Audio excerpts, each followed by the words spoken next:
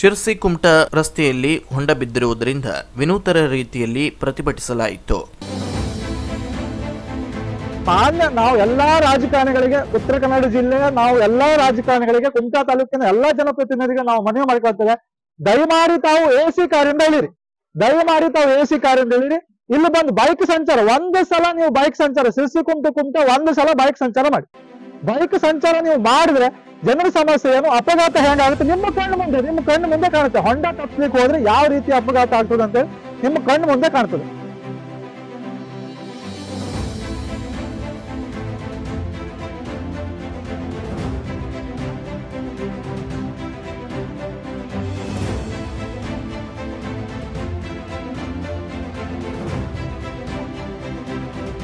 ಕುಮಟಾ ಶಿರಸಿ ರಾಜ್ಯ ಹೆದ್ದಾರಿಯಲ್ಲಿ ಹೊಂಡ ಬಿದ್ದ ಗುಂಡಿಗಳನ್ನು ಕೂಡಲೇ ದುರಸ್ತಿ ಮಾಡಬೇಕು ಹಾಗೂ 6 ತಿಂಗಳ ಒಳಗಾಗಿ ಬಾಕಿ ಉಳಿದಿರುವ ಕಾಮಗಾರಿಯನ್ನ ಪೂರ್ಣಗೊಳಿಸಬೇಕೆಂದು ಆಗ್ರಹಿಸಿ ವಿನೂತನವಾಗಿ ಪ್ರತಿಭಟನೆ ನಡೆಸಲಾಯಿತು. ಕರವೇ ಸ್ವಾಭಿಮಾನಿ ಬಣದ ಜಿಲ್ಲಾಧ್ಯಕ್ಷರಾದ ರಾಜು ಮಾಸ್ತಿಹಳ್ಳ ನೇತೃತ್ವದಲ್ಲಿ ಪ್ರತಿಭಟನೆ ಹಮ್ಮಿಕೊಂಡಿದ್ದು, ಕುಮಟಾದ ಅಳ್ಕೋಡ್ ರಾಜ್ಯ ಹೆದ್ದಾರಿಯನ್ನ ತಡೆ ನಡೆಸಿ ರಸ್ತೆಯ ದುರಸ್ತಿಗಾಗಿ ನ್ಯಾಯಕ್ಕಾಗಿ ಆಗ್ರಹಿಸಲಾಯಿತು. ಇನ್ನು ರಸ್ತೆಯ ಗುಂಡಿಗಳಲ್ಲಿ ಮೀನು ಬಿಟ್ಟು ಹಿಡಿಯುವ ಹಾಗೂ ಗುಂಡಿ ಇರುವ ಕಡೆ ಬಾಳೆಸಸಿ ನೆಟ್ಟು ಜನರು ಆಕ್ರೋಶ ವ್ಯಕ್ತಪಡಿಸಿ ಅಣುಕು ಪ್ರದರ್ಶನ ಹಮ್ಮಿಕೊಂಡಿದ್ರು.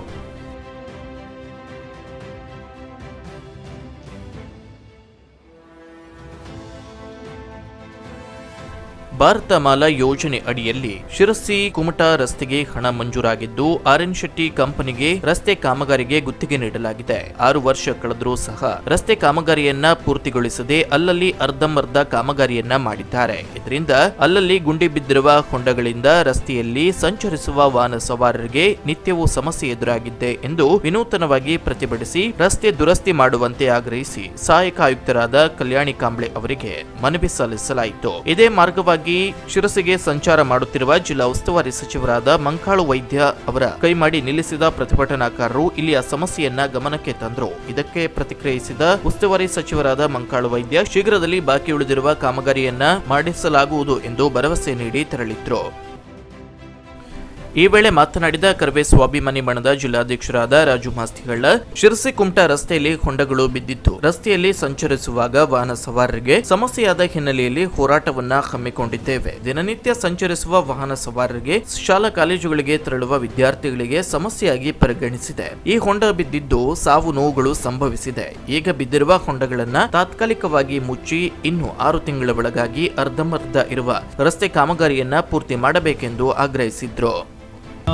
ಬಹಳಷ್ಟು ಜನ ಮಕ್ಕಳಿಗೆ ಮತ್ತು ಸ್ಕೂಲ್ಗೆ ಹೋಗ್ತಕ್ಕಂಥ ಮಕ್ಕಳು ಮತ್ತು ದಿನನಿತ್ಯ ಸಂಚಾರ ಮಾಡ್ತಕ್ಕಂಥ ಎಲ್ಲ ವಾಹನ ಸವಾರರಿಗೆ ಬಹಳಷ್ಟು ತೊಂದರೆಗಳಾಗ್ತಾ ಇತ್ತು. ಮತ್ತು ಆ ಒಂದೊಂದು ಹೊಂಡಗಳಲ್ಲೂ ಕೂಡ ಬಹಳಷ್ಟು ಜನ ಬಿದ್ದು ಸಾವು ನೋವುಗಳು ಈಗಾಗಲೇ ಬೇಕಾದಷ್ಟು ಸಂಭವಿಸಿದ್ದಾವೆ.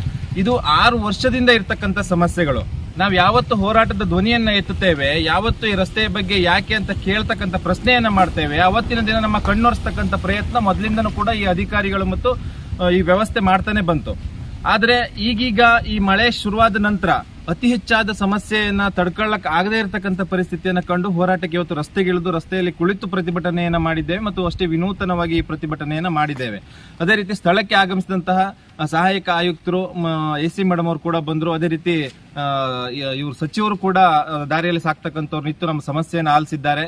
ಇನ್ನೇನು ತಕ್ಷಣ ಈ ಒಂದು ರಸ್ತೆಗೆ ಪರಿಹಾರ ಸಿಗದೆ ಹೋದ್ರೆ ಸಚಿವರು ಕೂಡ ಈಗ ನಾನು ಅಧಿಕಾರಿಗಳಿಗೆಲ್ಲ ಮಾತಾಡ್ತೇನೆ, ಒಂದು ವ್ಯವಸ್ಥೆಯನ್ನು ಮಾಡ್ತೇನೆ ಅಂತ ಹೇಳಿದ್ದಾರೆ.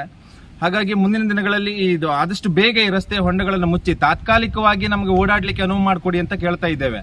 ಅದನ್ನು ನಿಮ್ ಕೆಲ ಆಗದೆ ಹೋದ್ರೆ ನಾವು ಮುಂದಿನ ದಿನಗಳಲ್ಲಿ ಉಗ್ರವಾದ ಹೋರಾಟವನ್ನ ಮಾಡ್ಲಿಕ್ಕೆ ಸಿದ್ಧರಿದ್ದೇವೆ.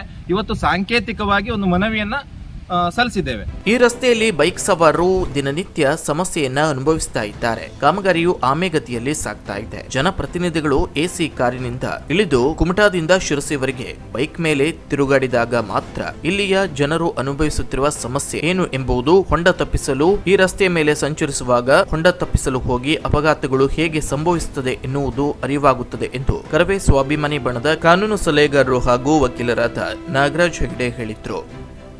ನಮ್ಮ ಸಹಾಯಕ ಆಯುಕ್ತರು ಬರೋ ತನಕ ನಾವು ಇಲ್ಲಿಂದ ಹೋಗುವಂತ ಪ್ರಶ್ನೆನೇ ಇಲ್ಲ. ಬೇಕಾದ್ರೆ ಬೆಳಿಗ್ಗೆ ಆಗ್ಲಿ, ಬೇಕಾದ್ರೆ ಸಂಜೆ ಆಗ್ಲಿ ನಾವು ಇಲ್ಲೇ ಕುತ್ಕೊಳ್ತೇವೆ, ಇಲ್ಲೇ ಧರಣಿಯನ್ನ ಮುಂದುವರಿಸ್ತೇವೆ.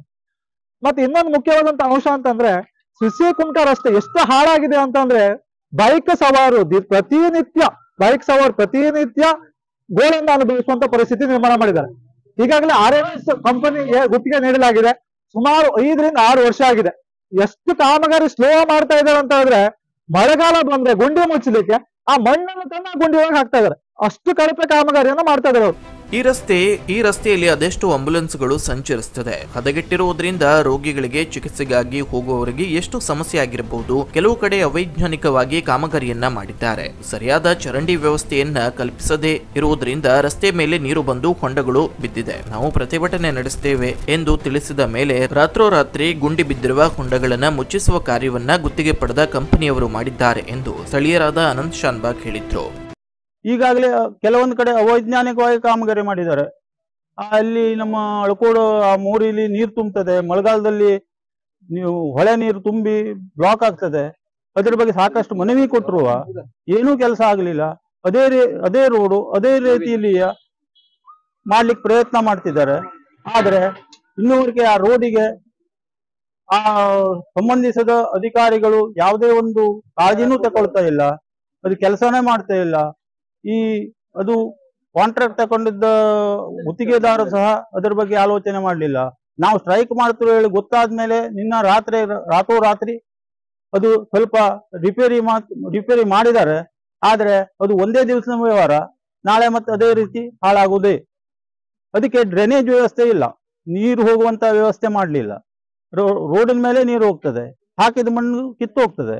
ಇದು ನಮ್ಮ ಎಲ್ಲ ಸಾರ್ವಜನಿಕರ ಸಮಸ್ಯೆ. ಇದ್ರ ಬಗ್ಗೆ ನಾವು ಈಗಾಗಲೇ ಮನವಿ ಕೊಡೋರಿದ್ದೇವೆ. ಅಸಿಸ್ಟೆಂಟ್ ಕಮಿಷನರ್ ಕುಮಟಾದವರು ಬರ್ಲಿಕ್ಕಿದ್ದಾರೆ, ಅವರಿಗೆ ಮನವಿ ಕೊಡ್ತೇವೆ. ನಾವು ಸಾರ್ವಜನಿಕರ ಪರವಾಗಿ ಮನವಿ ಕೊಟ್ಟಾದ್ರೂ ಏನಾದ್ರೂ ಕೆಲಸ ಆಗ್ತದೆ ಹೇಳೋ ಒಂದು ಆಶಾಭಾವನೆಯಲ್ಲಿ ಈ ಮಾತು ಹೇಳ್ತಿದ್ದೇನೆ. ಈ ಸಂದರ್ಭದಲ್ಲಿ ಗ್ರಾಮ ಪಂಚಾಯತ್ ಮಾಜಿ ಅಧ್ಯಕ್ಷರಾದ ಕೃಷ್ಣಾನಂದ್ ವೆರ್ಣೇಕರ್, ಮಾಜಿ ಗ್ರಾಮ ಪಂಚಾಯತ್ ಸದಸ್ಯರಾದ ನಳಿನಿ ನಾಯ್ಕ್, ಕರವೇ ಸ್ವಾಭಿಮಾನಿ ಬಣದ ಕತಗಾಲ್ ಘಟಕಾಧ್ಯಕ್ಷರಾದ ಮಾರುತಿ ಆನೆಗುಂದಿ, ಮಹೇಂದ್ರ ನಾಯ್ಕ್, ಹರೀಶ್ ಭಟ್, ಪ್ರದೀಪ್ ಶೆಟ್ಟಿ, ಅಣ್ಣಪ್ಪ ಮುಕ್ರಿ, ಅಂತೋನಿ ಲೋಪಿಸ್, ಹರಿಶ್ಚಂದ್ರ ಮುಕ್ರಿ, ಮಾಸ್ತಿಗೌಡ, ನಾಗರಾಜ್ ನಾಯ್ಕ್, ಈಶ್ವರಗೌಡ ಸೇರಿದಂತೆ ಇತರರು ಇದ್ರು.